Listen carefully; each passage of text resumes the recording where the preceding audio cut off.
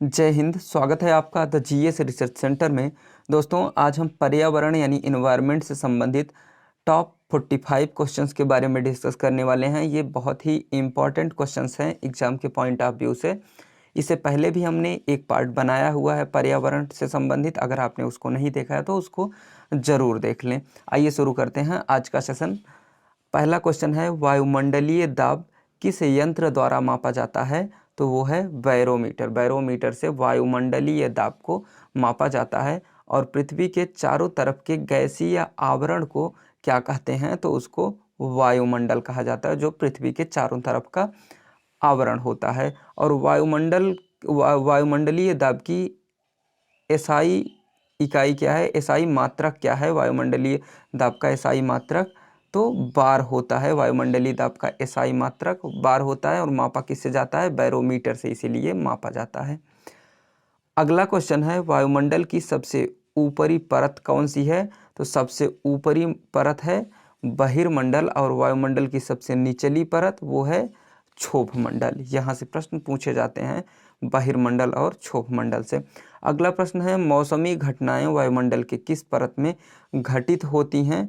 तो वो क्षोभमंडल में ही घटित होती हैं। सबसे निचली परत में मौसमी घटनाएं घटित होती हैं। जो मौसम में जो भी चेंजेस होता है, जो भी बारिश वगैरह होती है, वो सब कहाँ से होती है? क्षोभमंडल से होती है। ठीक।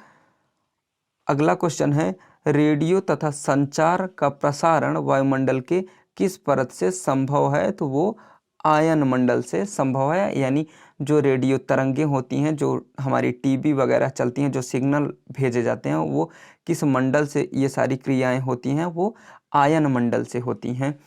अगला क्वेश्चन है, वायुयान वायुमंडल के किस परत में उड़ते हैं? तो वो समताप मंडल में वायुयान उड़ते हैं। यानी जो जहाज़ें हैं, जो हवाई जहाज़ वगैरह चलते हैं, वो समताप मंडल में चलते हैं, वहीं पे उड़ते हैं। अगला क्वेश्चन है, वायुमंडल की आर्द्रता को किस मापक यंत्र की सहायता से मापा जाता है? तो वो किससे मापा जाता है? हाइग्रोमीटर से। यहाँ पे याद रखेंगे कि वायुमंडल की आर्द्रता कह रहा है, आर्द्रता यानी नमी होती है। तो नमी को किससे मापा जाता है? एक होता है हाइड्रोमीटर, लेकिन ये क्या है? ये हाइग्रोमीटर है।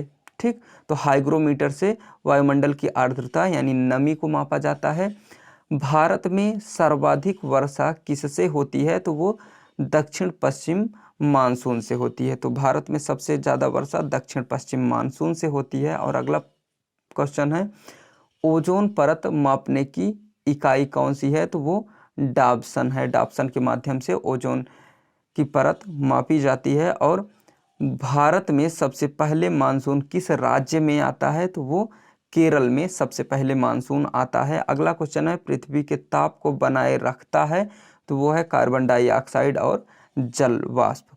तो जल वाष्प और कार्बन डाइऑक्साइड ही है जो पृथ्वी का ताप नियत रखता है। यानी जो पृथ्वी का तापमान है, जो गर्मी है पृथ्वी में, वो किसके वजह से है? कार्बन डाइऑक्साइड और जल वाष्प के कारण है। अगला क्वेश्चन है, सूर्य से आने वाली पराबैंगनी किरणों को वायुमंडल की कौन सी परत अवशोषित कर लेती है, यानी सोख लेती है?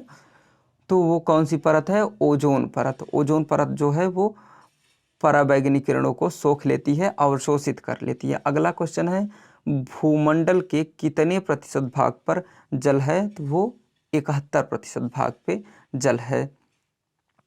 अगला क्वेश्चन है, वायुमंडल में विद्यमान अक्रिय गैस कौन सी है? याद रखेंगे, वायुमंडल में विद्यमान अक्रिय गैस पूछ रहा है। तो अक्रिय गैस आर्गन है, जो वायुमंडल में विद्यमान है। तो आर्गन वायुमंडल में विद्यमान अक्रिय गैस है। वातावरण तथा जीवमंडल के बीच का संबंध क्या कहलाता है? तो पारिस्थितिकी कहलाता है। ग्रीन हाउस गैस कौन सी है? इसको ध्यान रखेंगे, यहाँ से बार बार प्रश्न पूछा जाता है। ग्रीन हाउस गैस तो वो CO2, NO2, CH4 और CFC, ये चारों गैसें कौन सी हैं? ये ग्रीन हाउस गैसें हैं। इनको बार बार पूछा जाता है। ठीक। तो इसको जरूर याद रखिएगा। अधिकतम वर्षा कहाँ पर होती है? तो वो विषुवतीय क्षेत्रों में अधिकतम वर्षा होती है। विषुवत रेखीय जो क्षेत्र हैं, वहाँ पे सबसे ज़्यादा वर्षा होती है। अगला क्वेश्चन है न्यूनतम वर्षा कहाँ पर होती है, तो वो ध्रुवीय क्षेत्रों में होती है। तो यहाँ पे सबसे अधिक कहाँ पे, विषुवतीय क्षेत्रों में, और सबसे कम वर्षा कहाँ पे, ध्रुवीय क्षेत्रों में होती है। अगला क्वेश्चन है महासागरों की औसत गहराई कितनी होती है, तो महासागरों की औसत गहराई 4000 मीटर होती है। 4000 मीटर यानी 4 किलोमीटर होती है औसत गहराई। और अगला क्वेश्चन है वायुमंडल में जलवाष्प की मात्रा कितनी होती है, तो वो 0 से 4% तक होती है। याद रखेंगे, वायुमंडल में जलवाष्प की मात्रा 0 से 4% तक होती है। जीवमंडल पर ऊर्जा का मूल स्रोत कौन है, तो वो क्या है, सूर्य है। सूर्य से ही जीवमंडल में सबसे ज़्यादा ऊर्जा प्राप्त की जाती है। अगला क्वेश्चन है सौर विकिरण का कितना प्रतिशत भाग पृथ्वी पर पहुंचता है, तो वो कितना है, 51% भाग। समुद्री जल में पाया जाता है, तो क्या पाया जाता है समुद्री जल में, सोडियम क्लोराइड। सोडियम क्लोराइड समुद्री जल में पाया जाता है। और पछुआ हवा को क्या कहते हैं, तो गरजता चालीसा। ये बार बार प्रश्न पूछा गया है, कई परीक्षाओं में पूछा गया है कि गरजता चालीसा के नाम से जाना जाता है, या ये भी पूछा जाता है कि पछुआ हवा को किस नाम से जाना जाता है, तो गरजता चालीसा। ठीक। अगला क्वेश्चन है समुद्री जल की औसत लवणता कितने प्रतिशत होती है, तो वो 35% होती है समुद्री जल की लवणता। अगला क्वेश्चन है ओजोन परत को नष्ट करने वाली गैस कौन सी है, वो CFC है, क्लोरोफ्लोरोकार्बन है, जो ओजोन परत को नष्ट कर देती है, उसका क्षरण करती है। अगला क्वेश्चन है जाड़े के दिनों में वर्षा कहाँ होती है, तो वो तमिलनाडु के तटों पर। तमिलनाडु के तटों पर ठंडी में भी वर्षा होती है। अगला क्वेश्चन है फेरल का नियम किससे संबंधित है, तो वो पवनों की दिशा से संबंधित है। अगला क्वेश्चन है शैल, कोयला और चूना पत्थर। शैल, कोयला और चूना पत्थर ये क्या है, ये अवसादी चट्टानें हैं, सेंडिमेंटरी रॉक है। अवसादी चट्टानों को क्या कहते हैं, सेंडिमेंटरी रॉक कहते हैं। तो ये सब शैल, कोयला और चूना पत्थर यही है, अवसादी चट्टानें हैं। अगला क्वेश्चन है ग्रेनाइट और बेसाल्ट हैं, तो जो ग्रेनाइट और बेसाल्ट हैं ये आग्नेय चट्टानें हैं। ठीक। तो प्रश्न जो पूछा जाता है कि आग्नेय चट्टानें निम्न में से हैं, तो आपको ग्रेनाइट या तो दिया जाता है या तो बेसाल्ट ऑप्शन में दिया जाता है। अगला क्वेश्चन है जल राशि का कितना भाग जल स्वच्छ है, यानी जितना भी जल है वो उसका कितना प्रतिशत स्वच्छ है, तो 2.5% ही जल स्वच्छ है, यानी पीने योग्य है। ठीक। अगला क्वेश्चन है सर्वाधिक लवणता किस झील की है, तो ये वान झील की है, जो तुर्की में है। ठीक। और कितनी लवणता है, तो 330% लवणता है। अगला क्वेश्चन है स्लेट और संगमरमर है, तो जो स्लेट और संगमरमर है ये रूपांतरित चट्टानें हैं। जो संगमरमर होता है ये क्या है, ये रूपांतरित चट्टानें हैं और पछुआ हवाओं के कारण होती है। तो पछुआ हवाएं जो चलती हैं जिसको गरजता चालीसा कहा जाता है, उसके कारण क्या आता है, चक्रवाती वर्षा होती है। तो इसको याद रखेंगे, चक्रवाती वर्षा का जो कारण है वो क्या है, पछुआ हवाएं हैं।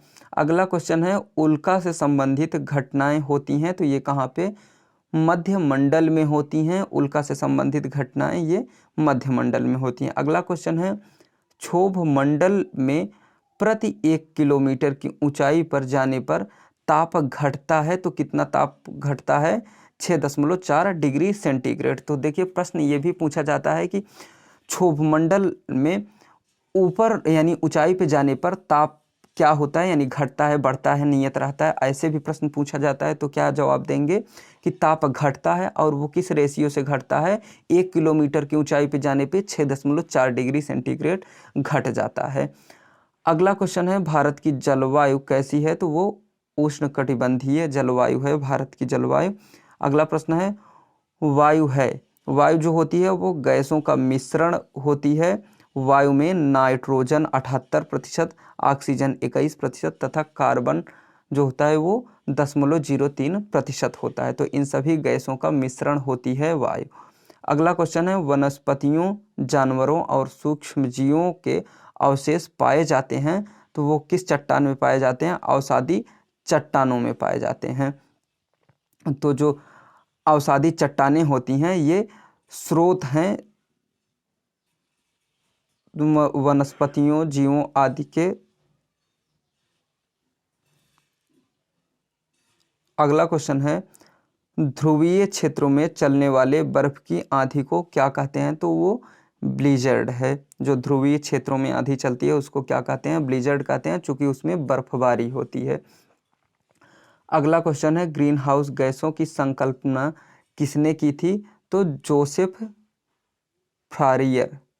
नाम क्या है? जोसेफ फारियर हैं, जो ग्रीन हाउस गैसों की संकल्पना करने वाले पहले व्यक्ति थे। पर्यावरण के अध्ययन को क्या कहते हैं? इकोलॉजी। और अगला क्वेश्चन है, भारत के मानसून का वर्णन करने वाला पहला व्यक्ति कौन था? तो वो अल-मसूदी था, जो अरब का विद्वान था। अल-मसूदी ही है जो भारत के मानसून का वर्णन करता है सबसे पहले। आज का लास्ट क्वेश्चन है, केंद्रीय पर्यावरण अभियंत्रण संस्थान कहाँ स्थित है? तो वो नागपुर में स्थित है। तो आज के सेशन में बस इतना ही। मिलते हैं एक नेक्स्ट वीडियो में इसी प्रकार के इम्पोर्टेंट क्वेश्चंस के साथ। जय हिंद।